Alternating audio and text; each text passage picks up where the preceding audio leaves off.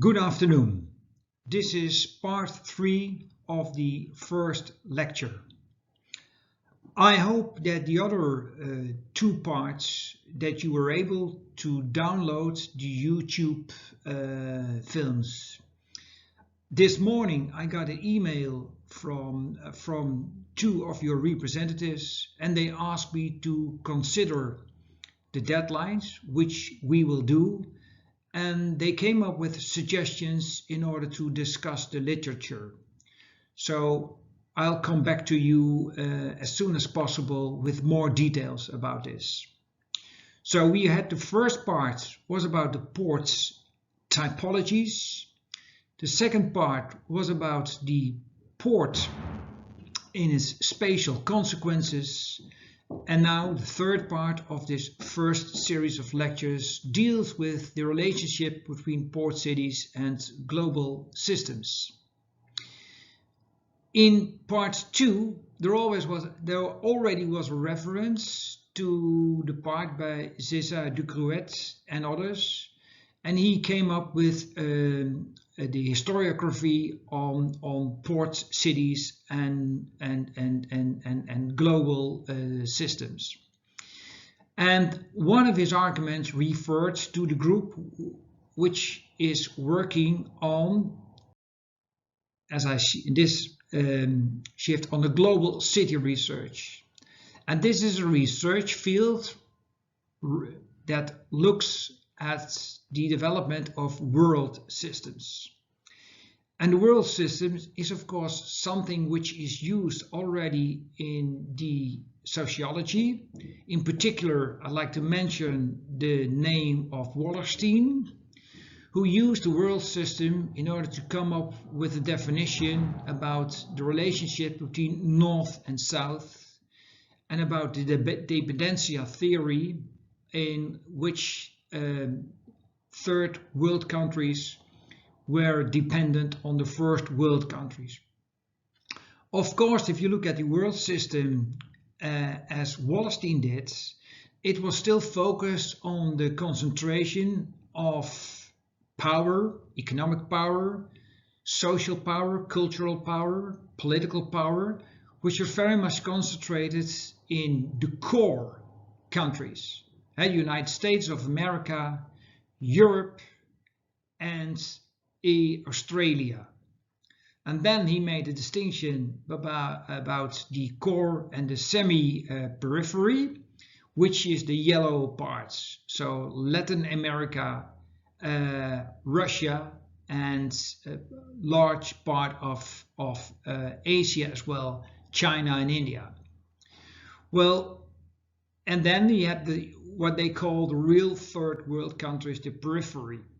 But if you look at this development today, you would use a different kind of colors.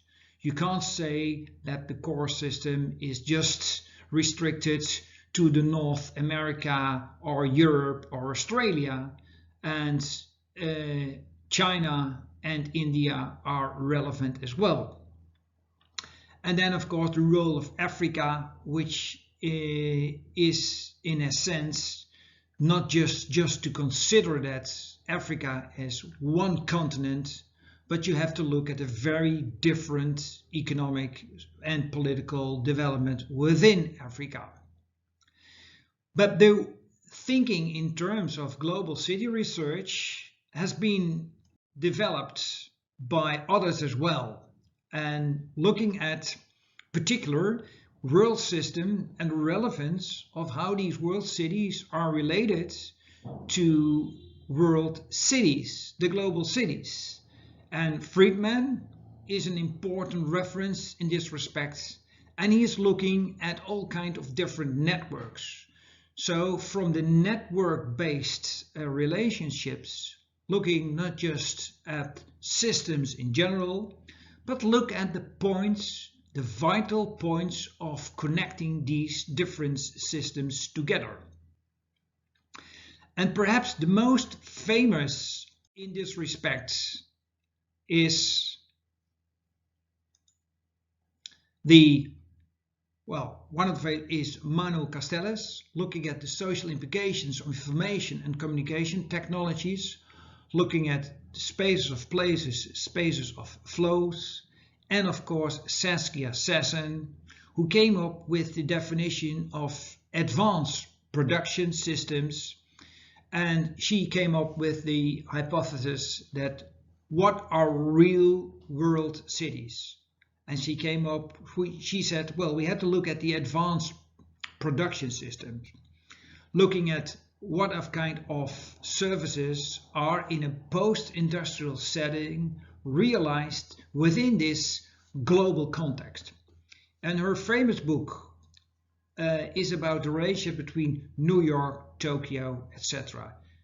These, London as well. There are 5 vital cities according to her when she wrote her first edition of this book on the global system.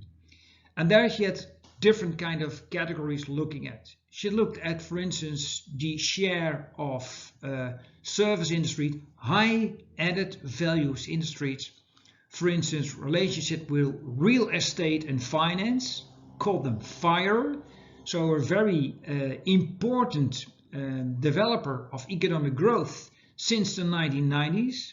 And it's not a coincidence that this development of these global cities went hand in hand with the development of the liberalization after the fall of the Berlin Wall.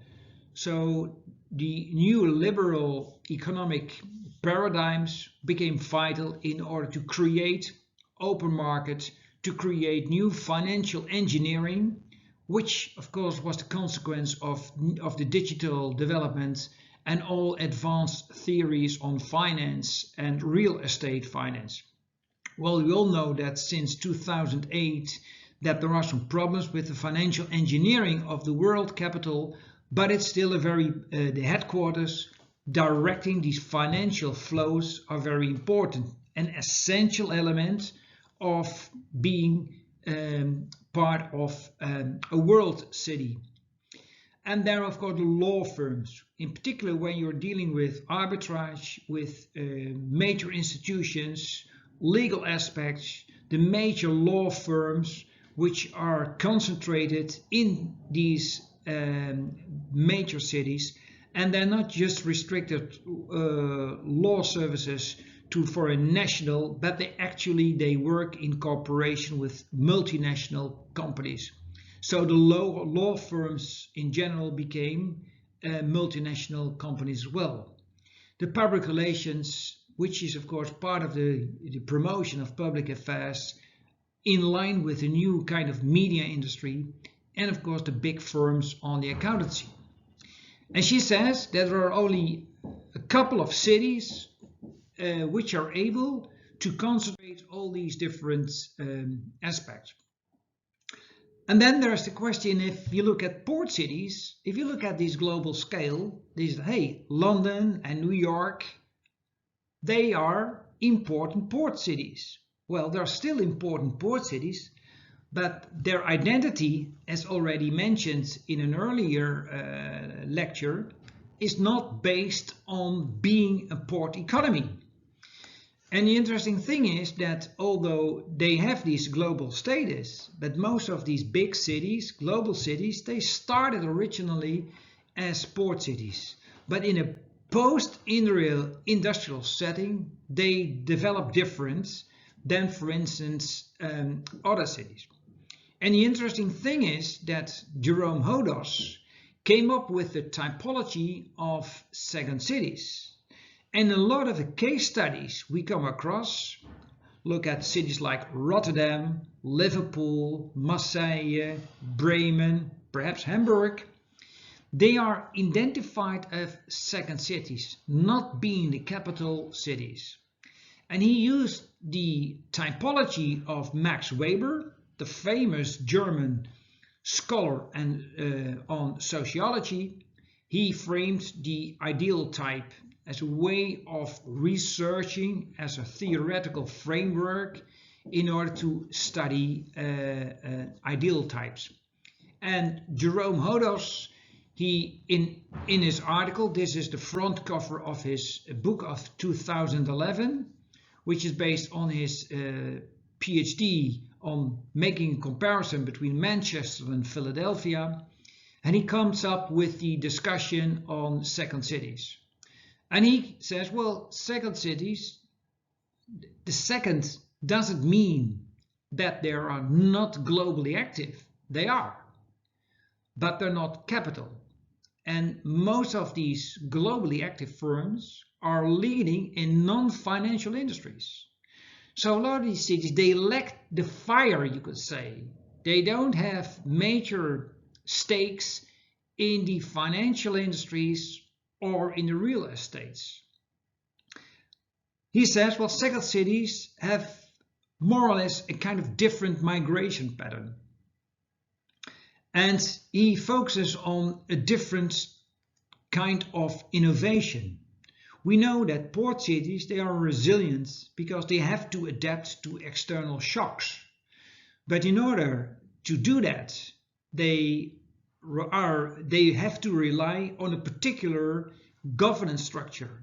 And most governance structures in these second cities have different characteristics from the governance structure in so-called first cities. And he refers to the fact that some second cities are very often very one-sided developed cities, which is in particular the case in port cities, but he's referring to Manchester as an industrial town or Philadelphia as an industrial town in the case of the United States. And because of this one-sided development means that they have a different kind of characteristics within this global within this global city system. And which is, I think, very interesting and important for us to reconsider, is that he's referring to the fact that second cities developed a kind of second city identity. And you can compare that, for instance, you had this big firms, rental car firms, Avis and Hertz. And Hertz is always number one, and Avis had this big advertisement saying, we're second, but we try harder. So a part of this second city identity is based on the fact that you have to improve yourself. So second city is always confronting the first city because of the first city concentration of political, financial and cultural power. So these are elements which are relevant for the typology of second cities. And the other paper, which is on your reading list, refers is Verhetzel and Sell. And there's a very interesting picture. They look at the vitality of port cities within this new global context. And they are looking for particular ways of how are we going to identify the added value of port cities. And then they say, well, perhaps from a global perspective, from a network perspective, we have to focus on different categories than just looking at the turnover of port cities. Most added values of port cities is measured in tonnage, in turnover of the goods which are transshipped in a port context. But is that important if you look at the 21st century development? So interesting is, if you look at this map, and these are all important cities, Hong Kong, Singapore, Bangkok, Shanghai, Tokyo. So you can say Asian cities are now leading in the world port city network. New York and London are very much identified as very important cities. Because of the fact, not because they are the biggest cities in turnover of goods being transported, no. The fact is that they are important because there is a maritime economy which has a relationship with the advanced production systems which are addressed by Saskia Sassen. For instance, if you look at Hamburg, Hamburg is still in a very important port city in Europe. But why is Hamburg, for instance, more important than Rotterdam? Not because Hamburg handles more containers than Rotterdam. No, because of the fact Hamburg is a concentration of law firms, financial services, and shipping lines are directed from Hamburg, are managed from Hamburg. So if you look at different categories, you come up with different aspects, characterizations of the importance of port cities. So that means that if you look at port city rankings, then we have to be very careful, and this is what Verhetzel and Cell do, to look at what kind of criteria are you using. And remember, when we are dealing with the potentialities of port cities to develop into creative cities, we have to keep in mind that once you're not very strong in your services industry, that means that you're lagging behind compared to other cities. So look, for instance, at this table. Look at the business activity. New York, Tokyo, Hong Kong, which, no coincidence, are also on the list of Saskia Sassen. What if you look at the busiest ports and look at the hierarchy, the ranking order? Well, you see the busiest port, Rotterdam, is number 3. This is already a statistic from 2009. The situation has changed. But look, if you look at the container ports, Rotterdam is lagging behind. But if you look at the maritime services, look at the difference between Hamburg and Rotterdam. So that means we have to look at different perspectives. So if you look at the network perspective as a vital element in the creation of your modeling of the importance of systems, then remember the first lecture by Martin about the spatial consequences of globalization. Looking from a network perspective brings you to different conclusions. And for instance, in 2017, every year they make this, every 2 years they make this kind of research in maritime capitals. And look at the lists: Singapore, Oslo, Copenhagen, Hamburg, Dubai, London, Hong Kong, Rotterdam. And they look at all kinds of collective indicators, and they ask the expert assessments.